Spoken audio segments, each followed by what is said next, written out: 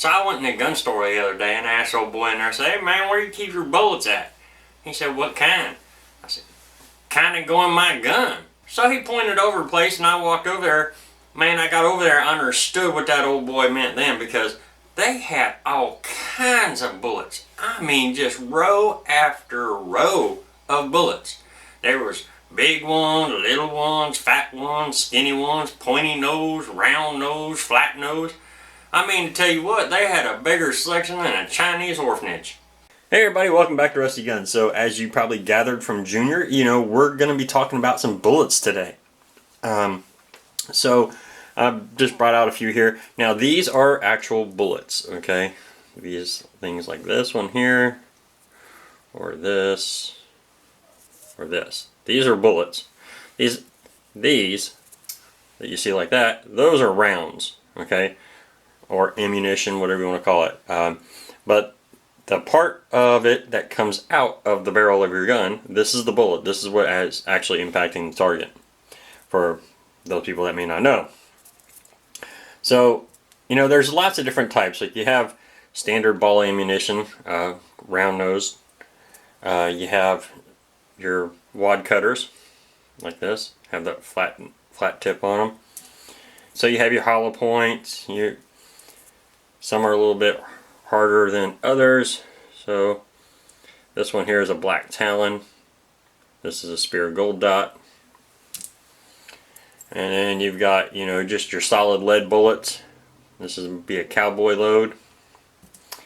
And you've got your pointed rifle rounds that you'll typically see. Now these right here, this one here comes from a 45 Colt. So it's a pretty heavy bullet. And then both of these are .223 rounds, something that you would use in AR-15. Now as you can see, one is quite a bit larger than the other. That's because this would be a standard round, which would be like what's in this. This would be a standard bullet, which is what would be in this round right here. And this one here is a tracer bullet. So that's kind of your basic difference in your bullets and your rounds. Now one thing some people get confused sometimes when they're looking at boxes of ammo is this right here. You'll have this grain in it. You have like this one here says 115 grain. This one here says 147 grain. What that is talking about is not how much powder or anything is in the round. It is talking about how much this part of it weighs. So this part, if this was one of these right here, this would be a 115 grain bullet that is in here. It is not talking about the powder that is in here, only talking about the bullet.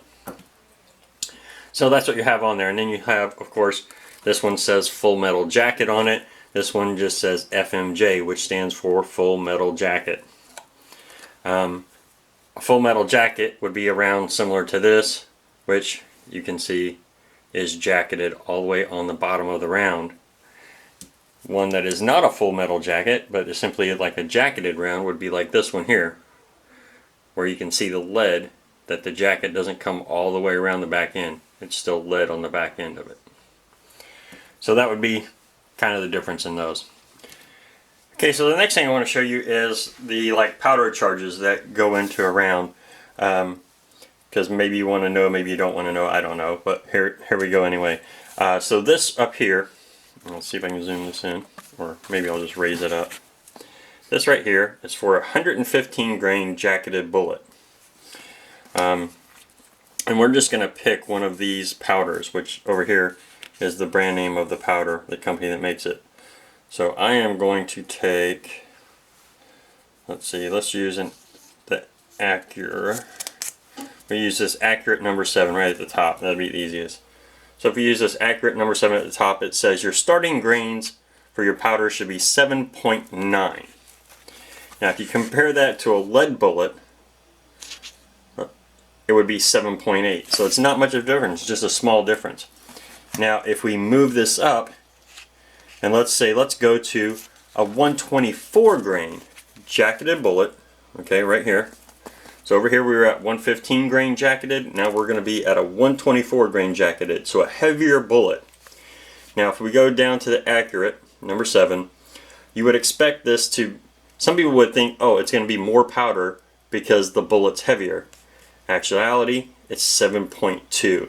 It is actually less powder that is in the casing. Typically that's done because the less powder it's in there, it helps build more pressure behind the round when that powder is ignited, and so it builds up more pressure in the casing, which expels the bullet. Same thing if we were to go up to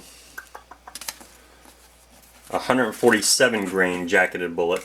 Okay, so now we've gone from a 115, which was 7.9, we're going up to 147, and now we're at 6.5.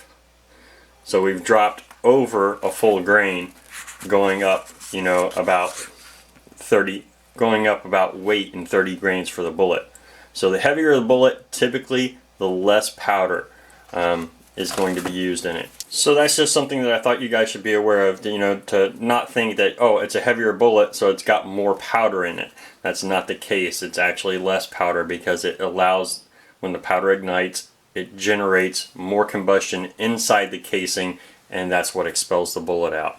Now, if we want to get into discussing what's the best round to use, I think one of the first things that you have to do is break that down into what I think is 4 kind of sections. And that would be hunting, competition, self-defense, and then your practice or target ammo. As far as hunting goes, I don't do a lot of hunting, so if anybody watching this does do a lot of hunting, go ahead and put down in the comments what kind of ammo it is that you're using for your hunting, what kind of hunting you're doing. Because I'm sure guys, when they're hunting bear versus hunting a deer, might use different ammo loads. Okay? But typically, you know, most hunters are probably going, if they're shooting longer ranges, they're probably looking for something that has a very flat trajectory kind of bullet. And that creates a large wound cavity when it impacts. Because they want to make sure they drop that animal on that first shot. They don't want to, you know, just have a round that doesn't do a lot of damage and the animal is able to run off and then they can't track it. But like I said, I don't do a lot of hunting, so my best advice would be to talk to hunters and get as much information from them as you can about what kind of ammo they're using, and that way it'll help guide you onto what kind of ammo that you're going to want to use, because that's what I would do. Now, if we're going into like target or competition shooting, again, you know, you're going to want to talk to people that already do that and that do competition shooting and see what kind of ammo they're using. I know some of the competition shooters, you know, use their own hand loads. They load their own ammunition because they want it to act and behave a certain way. I know as far as like if they're shooting AR-15s or anything like that in competition, a lot of them go for a flatter trajectory round because they're shooting different distances pretty rapidly, and so they don't have time to make those like scope adjustment changes. They got to have scopes that already have that in it where they can elevate it and do it on the fly or use Kentucky windage, but they're looking for that flatter trajectory round as well. But again, it's something where you got to talk to lots of different people and get as much information as you can on it, because there is such a wide variety of bullets out there and ammo that are going to behave differently. So now when we're talking about self-defense round, that's kind of a little bit more down my alley, and you know, typically people are looking for in a self-defense load is maximum amount of damage when it impacts.